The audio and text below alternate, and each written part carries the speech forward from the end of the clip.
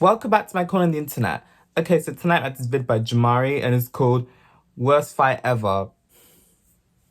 My money's on it either being the Logan Paul versus, I don't remember what the Donnie's name, or it could be the Tommy Fury and KSI one. Speaking of which, I did not watch the fight, but those people all on my Snapchat and my Instagram watching the fight and they were giving me updates and they were pissed off. They're like, KSI should have won that fight and all that stuff. In an uproar, fucking, I was fucking howling. But yeah, let's see what Jamari has to say about the worst fight ever. So without further ado, about to get into his reaction. Spoiler alert, it's the Logan Paul one. That's the one Jamari's on about. And let's see what he has to say.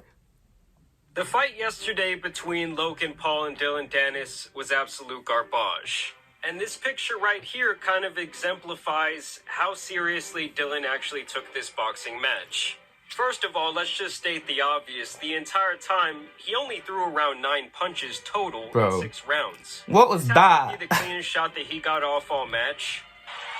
The corner of Logan Paul saying, oh, there's a shot for Dennis, hello! And it was immediately apparent to anyone with a brain that Logan Paul was not going to get knocked out here. He could have stood out there with his chin out and let Dillon punch him as hard as he could, and he would not have knocked him out. And the whole time, Logan is just jabbing him in the face, hitting him with hooks to the body, while Dillon stood back and smiled and laughed in his face, and it really seemed like he was more concerned with getting these various antics in than he ever was with actually fighting. It's like he almost continued the trolling into the ring. And it's one thing if you're a proven He was just being a clown. Actually, like putting up a decent fight, and you still want to showboat a little. He was just showboating in the ring. He was just clowning about in the ring, bruh.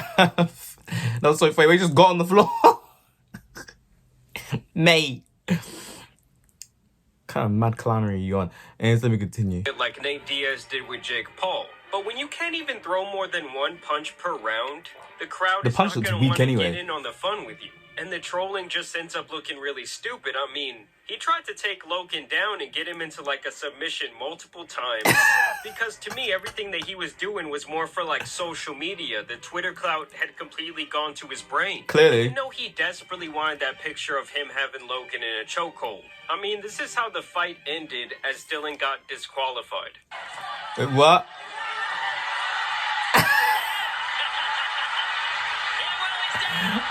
Are you kidding me?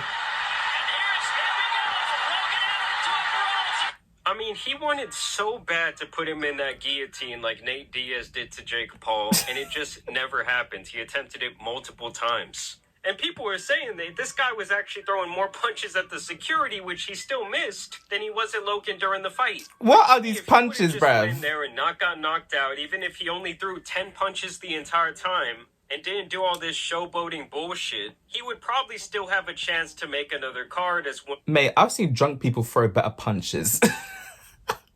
What are these, bruv? I'm hardly a boxing expert or anything like that, but these are just weak.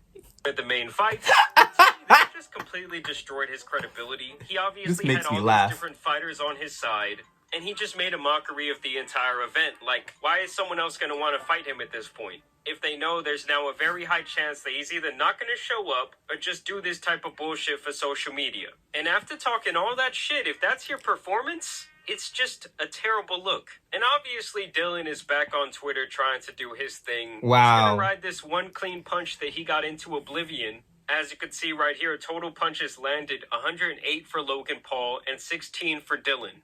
Of course, the memes have also begun. Dillon Danis on social media versus Dillon Danis in real life. Dude. Logan came through with his usual cringe speech at the end of the event.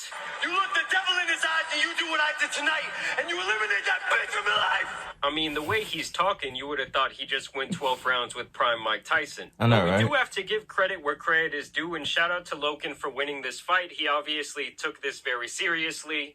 I was actually expecting him to get the knockout because Dillon was literally just standing there with his hands up, letting Logan do whatever he wanted. Like I said, he only threw like 9 punches and none of them had any sort of power behind them at all. I actually think the better fight here would have been Logan Paul versus Tommy Fury because it's like 2 big buffed up dudes who on the surface look like they should have some serious power, but they just cannot knock anyone out. And I'm guessing that Dillon has seen this whole thing as some sort of moral victory, because he continued with his Twitter antics saying, "Where's everyone that said I wouldn't last a round? Even Joe Rogan called me Ben Askren." And then the trolling just continues. The Dillon on Twitter versus the Dillon we saw in the match. People are saying he's the definition of a keyboard warrior. Bro got cooked. Logan comes in and says, honestly, nothing to be proud of. That dude sucks. A real, I'm going to go back to living my life, but felt good to beat his ass for 6 rounds and let him embarrass himself. Drink prime.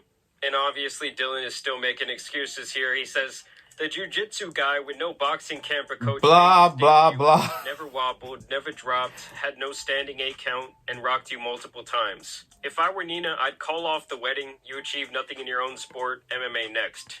And the thing is, guys, the troll arc just does not work when you went in there and got whooped. He even goes on to say UFC next. And Shut up, Dillon. Like, why would they want to work with him at this point? Give him an opportunity when it's way too unpredictable to know what you're ever going to get out of him. I just really think this guy had this golden opportunity here. He didn't even have to win. All he had to do was, like, truly compete and not make a mockery out of the entire thing. Yes, he could have tried, like, one little guillotine, one little, funny moment within the fight. That all would have been okay. Like, he actually had a lot of people going for him, and then he just made himself look stupid.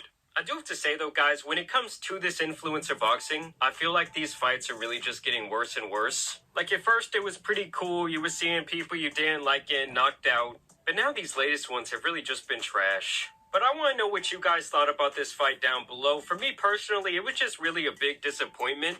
With all the build-up and all the anticipation and all the shit-talking between these two, it just did not live up to the hype in any way. Like, we could have at least seen Dillon get knocked out, or at least seen him actually try and fight Logan back a little bit, but we really didn't get any of that.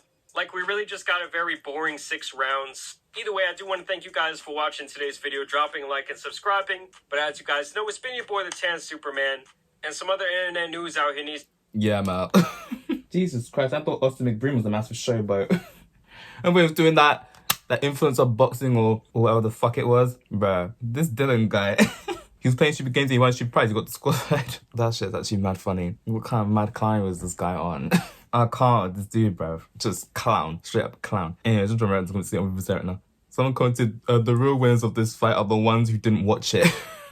I didn't watch it either, I'm glad. I didn't watch the Tommy Fury and KSI one neither. Watching people's outrage afterwards, including people that I know, was mad funny. Someone commented, I will never live down the shame I felt from paying for this fight. That's why you're not gonna get back, mate. The biggest problem for Dillon isn't that he made himself look stupid, is that he made us feel stupid for looking forward to this fight. Mate, the guy made himself look stupid and then he was coming out with such fucking blah on Twitter after. Bro, you went on there to act a fool and you lost. And that's just it, that's the end of it. Someone got to props to Dillon. Finally, someone came to this circus and treated it as a circus. Yeah, I didn't watch this shit. I'm probably gonna look on Twitter later and just find clips from it and start laughing.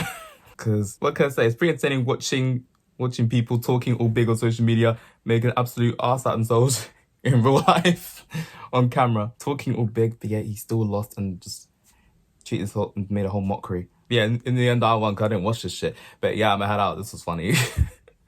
Okay, so that's it for this video. Like, subscribe if you want. I post if whenever I feel like it. I'll see you next one. Bye.